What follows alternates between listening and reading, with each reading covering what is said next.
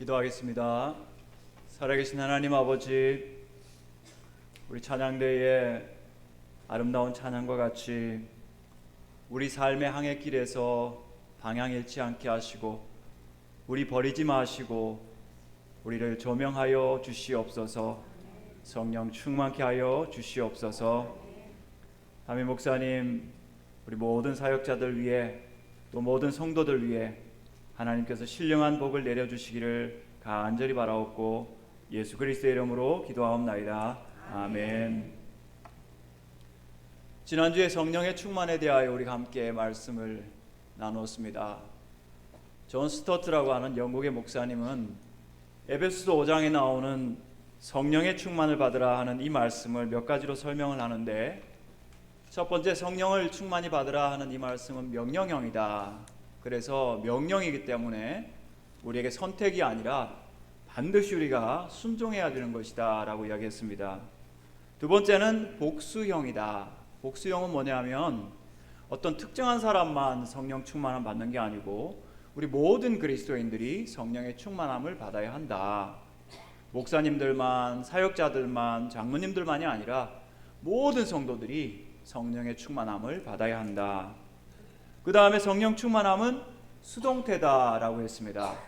우리의 뜻대로 충만함을 받는 것이 아니기 때문에 성령께서 주권적으로 역사하시기 때문에 성령의 능력을 전적으로 의지하고 무조건 맡겨야 하는데, 수동형이니까 가만히 있는 것이 아니라 예수님 말씀하셨잖아요. 누구든지 목마르거든 내게로 와서 뭐 하라고요? 마셔라 라고 했잖아요. 물이 아무리 많이 있어도 안 마시면 목마른 거죠. 물 마시는 일은 우리가 해야 되는 거예요. 그래서 사모하는 마음으로 성령께서 온전히 나에게 역사하시고 채우시도록. 그리고 네 번째는 현재형이다. 예를 들어 예수님께서 이 항아리에 물을 채우라라고 이제 갈릴리 가나에서 명령을 하셨죠. 그것은 과거형으로 되어 있어요. 한 번만 하면 된다 이거죠. 근데 성령 충만을 받으라 하는 것은 헬라어 현재형입니다. 현재형은 계속해서 성령의 충만을 받아야 한다는 거죠. 지난주에 내가 성령 충만함 받았으니까, 내가 젊을 때 성령 충만함 받았으니까 이제는 그 힘으로 산다가 아니고, 오늘 이 시간 이 자리, 찬양대 찬양할 때, 찬양을 들을 때, 기도할 때, 주의 교회를 섬길 때 여러분 성령 충만함을 받으시기를 바랍니다. 비결은 간단합니다. 여러분들께서 내가 보이는 것과 내가 생각나는 어떤 것대로 하려고 자꾸 하지 말고 멈추어 서서 성령님 하고 부르시면 돼요. 성령님 지혜를 주세요 부르시면 돼요. 공부하는 우리 청년들과 학생들, 성령님 지혜의 근원이신데 저에게 성령님 충만하게 채워주세요. 성령님을 기억하기만 해도, 그 이름을 부르기만 해도 언제 어디서나 여러분은 성령으로 충만하게 될 줄 믿습니다. 갈라디아서의 말씀을 보면 이 갈라디아 사람들이 사도 바울에게 혼나고 있습니다. 왜 혼나냐면 그리스도의 복음을 믿음으로 구원을 받았고 믿음으로 성령을 받았는데 자꾸 다른 데 귀를 기울이는 거예요. 다른 것이 뭐냐 하면 할례를 받아야 되고 율법을 지켜야 되고 너희가 이런 일을 해야, 그래야 구원받을 수 있다. 자꾸 이런 말에 귀를 기울이는 거예요. 율법에 귀를 기울이는 거죠. 율법주의에 귀를 기울이는 거죠. 그러다 보니까 자기들이 뭔가 하려고 하는데 인간 안에서 선한 것이 안 나옵니다. 그래서 성령님은 밖에서 위에서 우리에게 오셔야 돼요. 물도 밖에 있는 것을 마셔서 우리 안에 오는 것이고, 숨을 쉬는 것도 산소가 밖에 있는 것이 안에 들어와야 하는 것이고, 바람 같은 성령님도 위에서 우리 가운데 임하셔야 우리가 그때그때 바른 선택을 할 수 있어요. 여러분 문자하시고 전화하시죠? 그때도 기억하십시오. 성령님 저에게 지혜를 주십시오. 그렇게 할 때 여러분의 문자 하나가, 여러분의 전화 한 통화가 사람을 위로하고 살리는 그러한 은혜가 임할 줄 믿습니다. 그냥 가만히 있으면요, 우리도 모르게 세상 본성을 따라갑니다. 육신의 사람을 따라가요. 왜냐하면 우리가 몸을 입고 있고 우리에게 죄성이 있기 때문에 꼭 지남철 같아요. 꼭 자석 같아요. 그냥 자연스럽게 그렇게 가요. 그런데 우리에게 성령이 계셔야 될 이유는 뭐냐 하면 이 땅에 사는 동안 혈과 육으로 하는 모든 일을 우리가 하고 있는데 성령께서 계실 때 우리는 비로소 신령한 일들을 할 수가 있는데, 첫 번째는 예수님은 나의 주님이십니다. 여러분, 이 고백은 땅에서 왔습니까? 하늘에서 왔습니까? 하늘에서 왔어요. 혈육에서 온 것이 아니고 하나님 아버지께서 가르쳐 주신 거예요. 육신의 정욕과 안목의 정욕과 이생의 자랑은 세상 사람들 다 하는 것이고 성령 없어도 살아가는 거예요.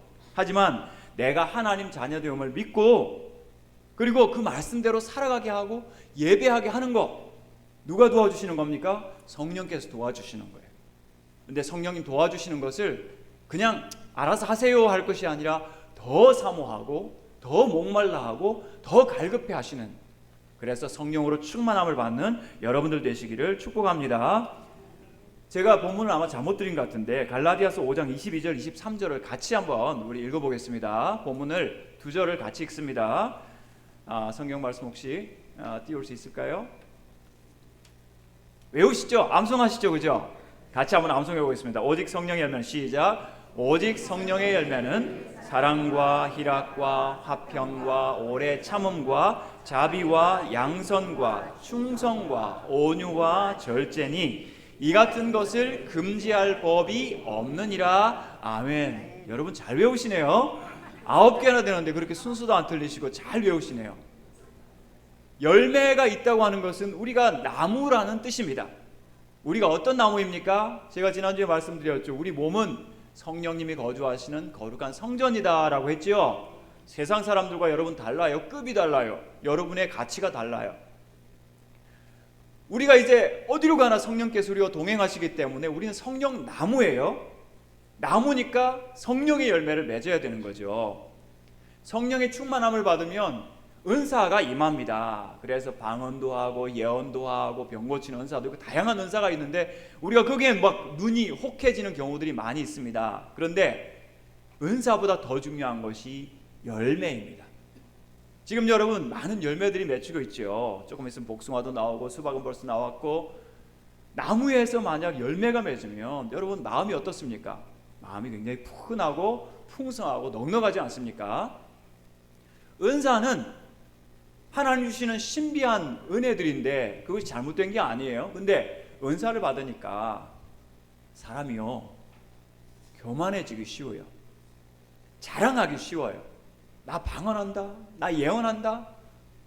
자랑하다 보니까 이게 성령님이 주신 건데 자기가 주는 것처럼 착각해가지고 잘못된 사고들이 너무 많이 생기거든요. 은사는 정말 분별력이 필요하고, 여러분 혼자서 저 사람 은사 있대 따라가지 마시고 반드시 목사님의 지도, 교회의 지도를 받으셔야 됩니다. 왜냐하면 은사를 잘못 활용하는 사람들이 굉장히 많기 때문이죠.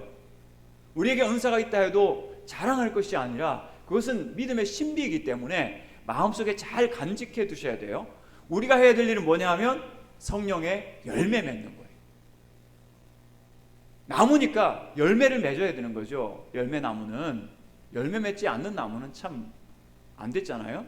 물론 나무마다 용도가 다르기 때문에 열매가 없는 나무도 있지만, 그러나 우리는 성령의 열매를 맺어야 되는데 놀라운 것은 성령의 열매는 9가지가 있는데 9가지 모두 관계의 열매들입니다. 여러분 인간관계 하는 거 쉽습니까? 어렵습니까? 어렵죠. 우리 힘으로 잘 되지 않아요. 그래서 성령님이 필요합니다. 성령님께서 도와주시면 사람 관계에 지혜를 주시고 사람 관계에 다른 사람을 유익하게 하는 열매가 맺게 하시는 거예요. 열매는 즐거운 거예요. 옛날에 프루트라는 영어가 라틴어 프루이라는 말에서 나왔는데 즐기다라는 거거든요. 여러분에게서 성령의 열매가 맺으면 하나님도 즐거워하시고 사람들도 기뻐하는데, 짧은 시간 제가 9가지 열매를 말씀드릴 거예요. 9가지 다 머리에 넣으면 머리가 아프겠죠. 나에게 꼭 맺어야 되는 열매 한 가지만 여러분 생각하세요. 나한테 주시는 한 가지 열매, 내가 이거 붙들고 오늘 예배드리고 또 은혜 받겠다 생각을 하시고 9가지 열매 차근히 한번 우리가 살펴보도록 하겠습니다. 첫 번째 열매가 뭐죠? 사랑의 열매. 사랑의 열매, 우리 모두 사랑하는 마음이 있습니다. 이 사랑의 열매를 우리가 맺으면서 살아가고 있는데, 근데 이 사랑의 열매가 자동적으로 저절로 맺힌다고 생각하시면 오산입니다. 그래서 이 사랑의 열매, 첫 번째 열매가 바로 성령께서 주시는 열매라고 하는데, 저는 다른 말로요, 환대라고 하고 싶어요. 환대, 조건 없는 환대.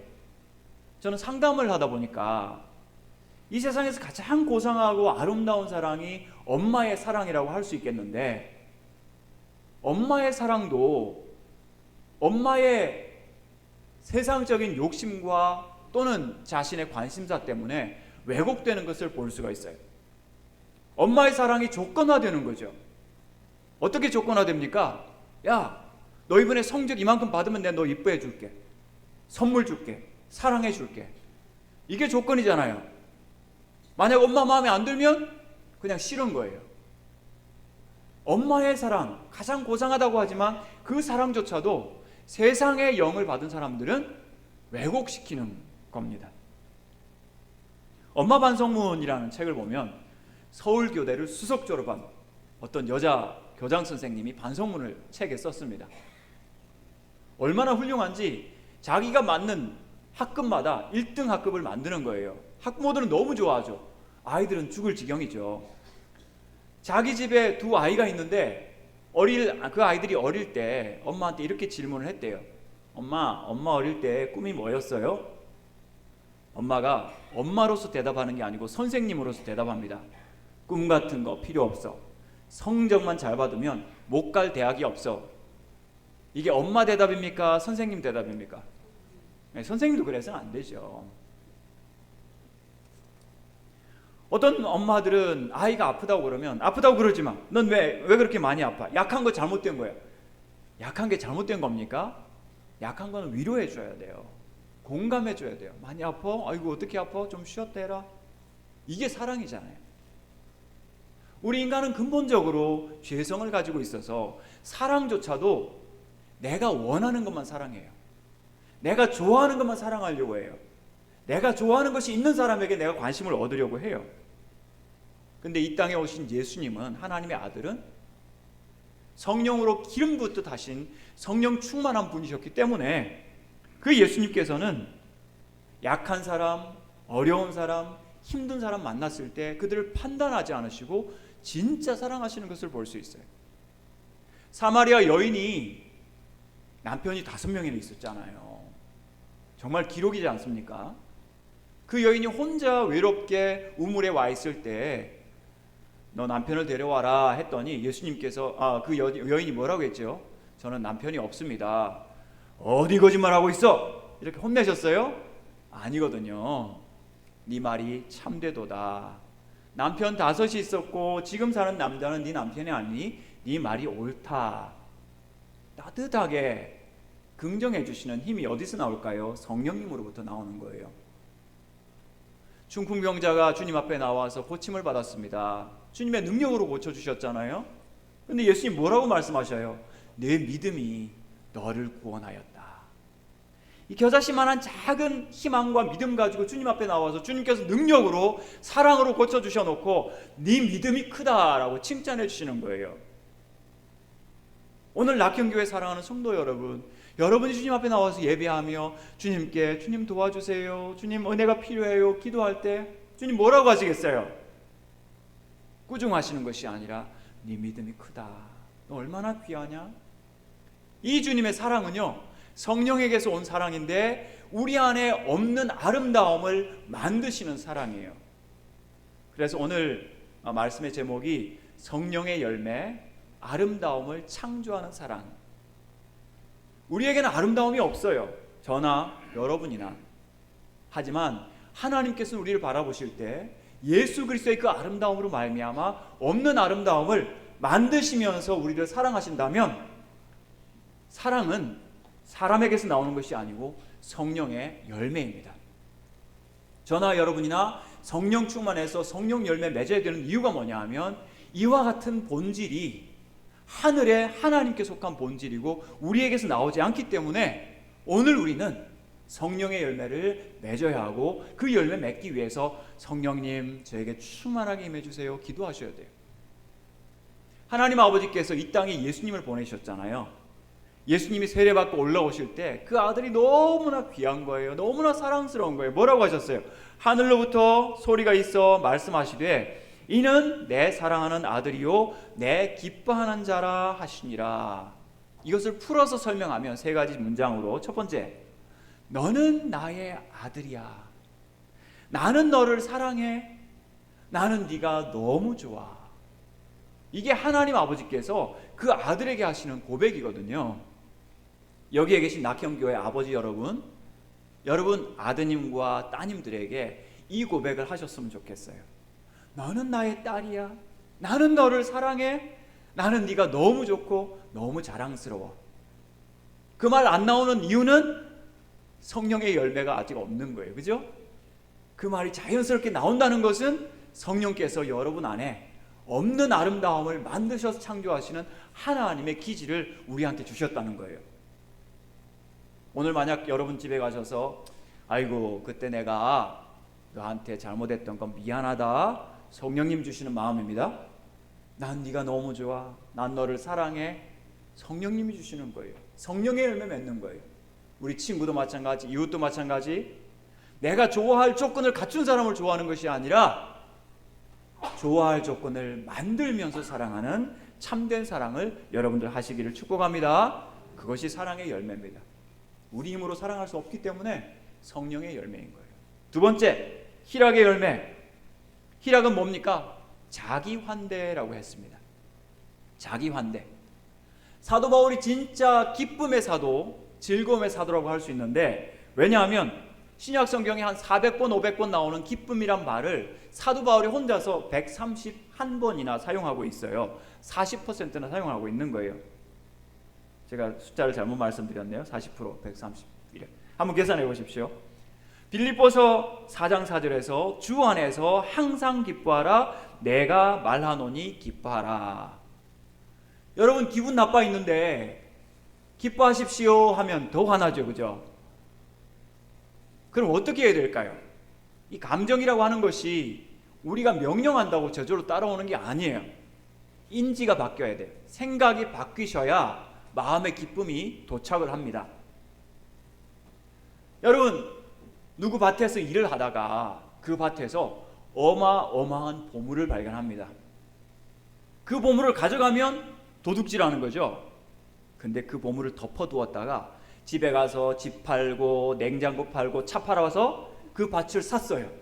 그 보석이 전부 내 것이 되었어요. 마음에 뭐가 생기죠? 기쁨이 생기잖아요. 여러분 우리가 아무 가치 없는 우리가 영원한 영광스러운 천국의 상속자가 되었습니다. 할렐루야. 예수님을 믿는 덕분에요. 오늘 저녁에 만약 죽는다면 이거 횡재인 거예요. 천국을 우리가 상속하는 거예요. 영광스러운 재산을 상속하는 거예요. 만약 우리가 예수님 믿고 이렇게 운명이 변화되었다는 것을 여러분이 인지하시고 그것을 성령으로 말미암아 깊이 묵상하시고 확신하신다면 우리 마음에 어떤 어려움과 고난이 있어도 그것을 이겨낼 기쁨 주실 줄 믿습니다. 낙현교회 무슨 뜻입니까? 저도 오늘 새삼 알게 되었는데 조이 힐이네요. 기쁨의 언덕. 여러분 아셨습니까? 아시고 다니셨습니까? 이곳에 다니는 여러분에게 성령의 기쁨이 충만하시기를 바랍니다. 성령께서 역사하셔서 이 교회로 올 때마다 이 기쁨의 언덕, 영생을 소망하는 기쁨의 언덕. 그래서 고린도전서 2장 10절을 보시면 우리가 세상의 영을 받지 아니하고 하나님께로부터 온 영을 받았으니 이는 우리가 하나님께서 주신 그 은혜들을, 그 신령한 것들을 알게 하고 깨닫게 하려 함이라 라고 말씀을 하고 있습니다. 여러분 성령께서 우리 가운데 역사하시는 것은 뭐냐 하면 눈을 뜨게 하시는 거예요. 성령께서 역사하시는 것은 우리의 마음의 문을 열어주셔서 세상의 영을 받은 사람이 아니라 성령으로 말미암아 하나님이 은혜로 주신 것들을 알게 하시는 거죠. 성령 충만하시기 바랍니다. 그리고 우리가 받은 이 어마어마한 은혜를 우리가 알면 알수록 우리에게 감사와 기쁨이 넘치게 될 줄 믿습니다. 많은 사람들이 어릴 때의 고통스러웠던 성장 과정 때문에 지금 어른이 되어서 우울증과 대인공포증을 앓는 경우들이 있습니다. 혹은 현재 지금 어려운 인간관계 때문에, 환경 때문에, 상황 때문에 우리 크리스찬이지만 이 세상을 살아가면서 기쁨보다는 염려와 고통이 많은 경우들도 있습니다. 또 만약 마음이 우울해지고 무거워지면 아이고 내가 살아서 무엇할까, 내가 살아있는 것이 나에게도 부담이고 남에게도 부담이다, 이런 생각을 하는 경우가 있어요. 여러분, 큰일 생각이고 잘못된 생각이에요. 말씀드렸죠. 여러분 한 사람의 가치와 여러분의 소중함은 세상 무엇과 비길 수 없는 거예요. 그래서 루터라고 하는 종교개혁자는 우리가 지금 숨 쉬고 있는 것만 해도 하나님께 영광 돌리는 거다. 여러분 지금 숨 쉬고 계시죠? 여러분 하나님께 영광 돌리고 계신 거예요. 할렐루야. 여러분 존재하는 것 자체가 하나님께 기쁨이 되는 거예요. 그렇다면 여러분 존재를 미워하시면 안 되는 거죠. 어떤 사람들은 이야기하기를 성경에 뭐 자기 사랑하는 말이 어디 있느냐라고 했는데, 이웃을 내 몸과 같이, 너 자신과 같이 사랑하라 했을 때 항상 사랑은 나에게서, 나를 사랑하는 데서 출발하거든요. 여러분 자신의 있는 모습 그대로를, 하나님 주신 이 아름답고 완벽한 이 모습을, 완벽하진 않지만 하나님 때문에 완벽해진 우리의 모습을 사랑하는 여러분들 되시길 바랍니다. 여러분, 아기들이 요즘 얼마나 귀하지 않습니까? 아기들을 이렇게 목욕을 시킬 때 엄마가 얼마나 조심하잖아요. 그죠? 눈에, 코에, 귀에, 입에 물 들어갈까봐 조심조심 아기를 이렇게 씻기고 닦입니다. 아기를 이렇게 목욕을 잘 시킨 다음에 물 버리세요? 아기 버리세요? 너무 웃기는 질문 했나요? 물 버려야죠. 더러운 물을 버려야죠. 여러분 한 분 한 분 원숭이 닮으셨어요? 하나님 닮으셨어요? 하나님 닮았잖아요. 하나님이 자기 닮게 만들어 놓으시고 그 아들 예수 그리스도의 피로 여러분을 깨끗하게 씻어 놓으셨는데, 아이고 나는 쓸모없어, 아이고 나는 불필요한 존재야, 이렇게 생각하시는 것은 하나님께서 기뻐하시는 게 아니죠. 그죠? 하나님은 여러분을 예뻐해서, 그죠? 정말 잠잠히 여러분의 이름을 부르며 사랑하시고 즐거이 부르며 기뻐서 좋아서 어쩔 줄 몰라 하시는데, 아이고 나는, 이러고 계시면 되겠어요? 그건 열매가 아니죠. 그죠? 하나님께서 성령으로 말미암아 기대하시는 것은 낙현교회, 기억하십시오. 희락의 열매, 자기를 환대하는 이 열매를 성령 안에서 꼭 맺으시기 바랍니다. 그래서 근심과 어려움과 아픔이 올 때 성령님 제가 근심하고 있네요, 성령 충만함 주셔서 기쁨의 열매, 희락의 열매 맺게 하여 주십시오. 기도하시는 여러분 되시기 바랍니다. 성령님 의지하셔야 돼요. 감정 내가 내 마음대로 못해요. 성령님께서 도와주시고 감동하셔야 되는 거죠. 세 번째, 화평, 평화. 이거는 이음이라고 하겠습니다. 이어주는 거. 마태복음 5장 9절 같이 읽겠습니다. 5장 9절 같이 읽겠습니다. 시작.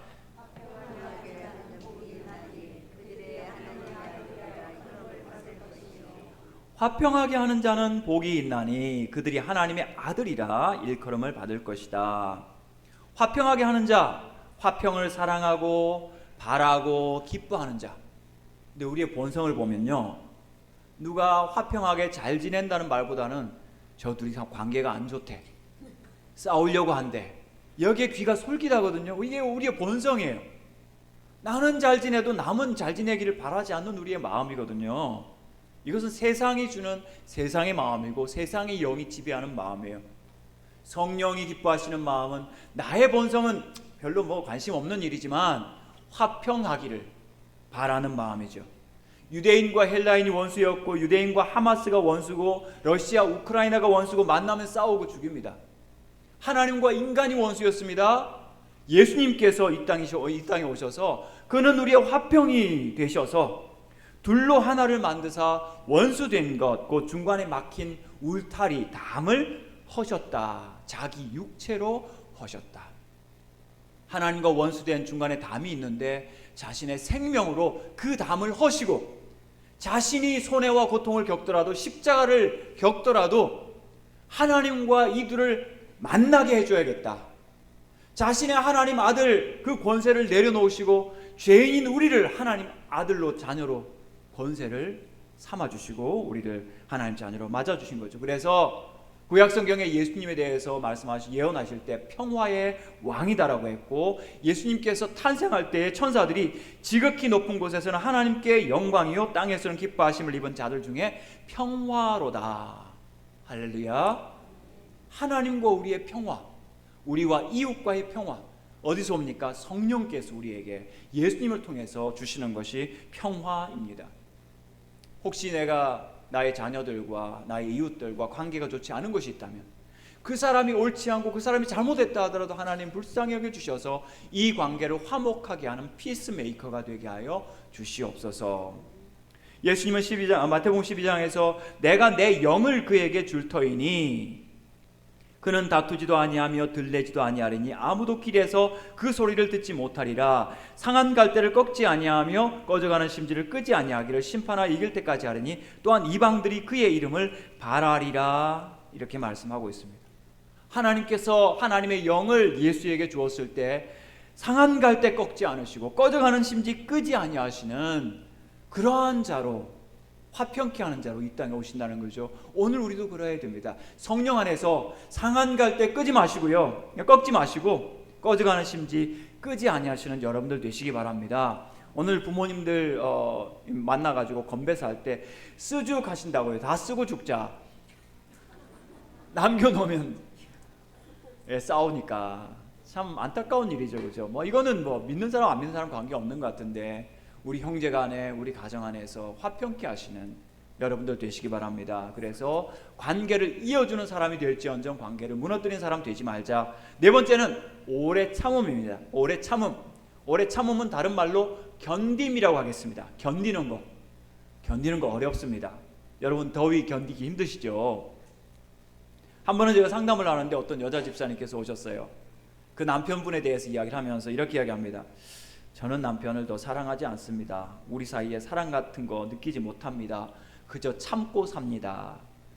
제가 그 남편분을 알기 때문에 무슨 뜻인지 잘 압니다. 충분히 이해가 됐어요. 공감도 되고 얼마나 힘들까 생각을 했는데, 이 말씀도 생각났어요. 고린도전서 13장 4절 사랑은 오래 참고. 집사님, 그게 진짜 사랑이에요. 동의하십니까? 참고 사는 거 진짜 사랑입니다. 사랑은 오래 참는 거니까, 그죠? 오늘날 사람들은 전부 자기 권리 이야기합니다. 내 권리, 내 이익, 이거 이야기하지 내가 손해본다는 생각하지 않지요. 하지만 오래 참고라는 이것은 원어적으로 내 삶에 다가온 고통을 최대한 견디는 거, 한번 견뎌보는 거.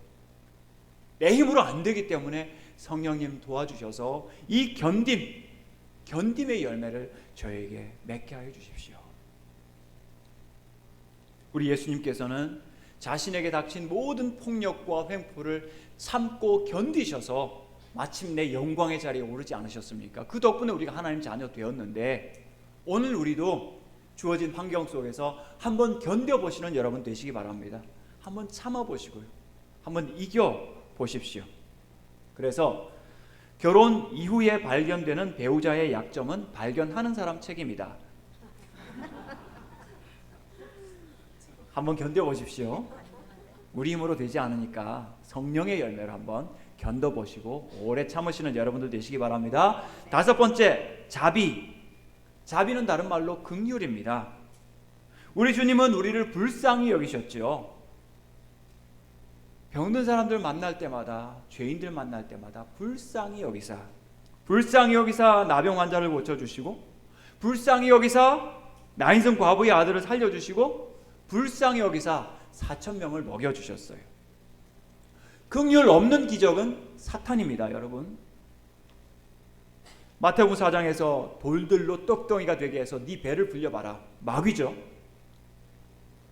사두개인들과 바리새인들이 하늘로부터 오는 표적 한번 보여주세요. 금방 예수님께서 4,000명을 먹여 기적으로 그들을 채워주시고 긍휼로 배부르게 해주셨는데, 표적 한번 보여주시오. 그럼 보고 우리가 분석하고 분별하고 믿겠소.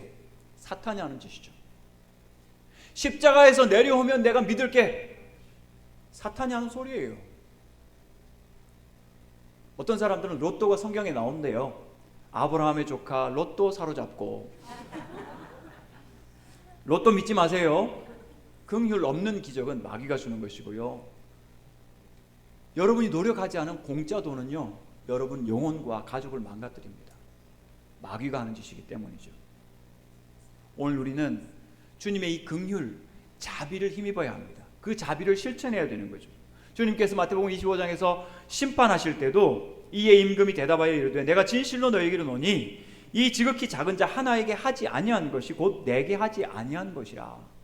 주님께서 우리를 자비롭게 대하시기 때문에 여러분도 누구든지 자비롭게 여기시기를 바랍니다. 긍휼히 여기시기 바랍니다. 세상 악한 자들은 우리를 이용하려고 하지만 우리는 그 고통당하는 자들에게 어떻게 도움이 될까? 그래서 자비의 열매는 긍휼의 열매다. 여섯 번째, 양선의 열매가 있죠. 양선은 주는 거예요. 자비는 마음의 태도라면 양선은 행동하는 거예요. 그래서 예수님은 그 마음에 긍휼과 자비가 가득하면서 직접 선을 행하신, 많은 선한 일을 행하셨다고 베드로가 나중에 고넬료에게 이야기하지 않습니까? 많은 선을 행하셨잖아요. 자비로운 마음만 있는 것이 아니라 실천을 해야 되는 거죠. 여러분, 나한테 지금 도와줄 마음이 있지만 그것을 돈을 꺼내서 나눠주는 것은 의지와 행동과 실천이 필요하거든요. 내 힘으로 안 돼요. 내 힘으로는 자꾸 안으로 오그라들어요. 성령님이 필요해요. 성령님께서 도와주셔서 선한 마음 주시면 딱 눈 감고 실천. 이게 양선입니다. 양선은 주는 거예요. 에베소서 5장 25절 남편들아 아내 사랑하기를 그리스도께서 교회를 사랑하시고 그 교회를 위하여 자신을 무엇같이 하라? 주심같이 하라. 부부관계를 이야기하면서 그리스도와 교회 관계를 이야기하는 거예요. 그리스도께서 낙현교회 사랑하는 성도 여러분을 위하여 자신을 다 주신 것처럼 남편은 아내에게, 아내는 남편을 위하여 다 주어라. 오늘날 부부관계에 많은 문제가 나는 저 사람한테 왜 이것을 못 받았지? 왜 못 받고 있지? 받을 것 생각하니까 문제가 생기는 거예요. 내가 주지 못한 것은 뭘까? 내가 베풀지 못한 것은 무엇이지? 라고 생각하면 문제의 관점이 달라질 겁니다. 사랑하는 남편 여러분, 아내를 위하여 내가 주지 못한 것은 뭐지? 내가 인색하게 지금 내 것이라고 고집 부리는 것은 뭐지? 이것을 발견하고 변화되는 것은 성령의 열매입니다. 완고하게 고집 부리는 것은 세상의 영의 역사죠. 그래서 성령 충만함 받을 때 양선의 열매, 줌의 열매를 실천하시는 여러분들 되시기 바랍니다. 일곱 번째, 충성. 충성의 열매. 충성의 열매는 다른 말로 머무름의 열매라고 하겠습니다. 머무르는 것. 유대인들에게 가장 신실하고 충성된 사람은 모세입니다. 민수기 12장 7절에서 하나님께서도 모세에게 칭찬하셨습니다. 같이 한번 읽어보겠습니다. 시작. 내 종 모세와는 그렇지 아니하니 그는 내 온 집에 충성합니다. 그와는 내가 대면하여 명백히 말하고 은밀한 말로 어찌 아니하며. 아멘. 하나님께서 인정하신 충성된 사람, 충성된 사람은 하나님 부르신 그 자리에 머무르는 사람이라고 할 수 있겠습니다. 하나님께서 그 모세의 충성됨을 높이 평가해 주셨어요. 그런데 이 충성됨과 신실함에 있어서 모세보다 더 탁월한 분이 계십니다. 누구일까요? 예수님이십니다. 히브리서 3장 2절 보니까 그는 자기를 세우신 이에게 신실하시기를 모세가 하나님의 온 집에서 한 것과 같이 하였으니.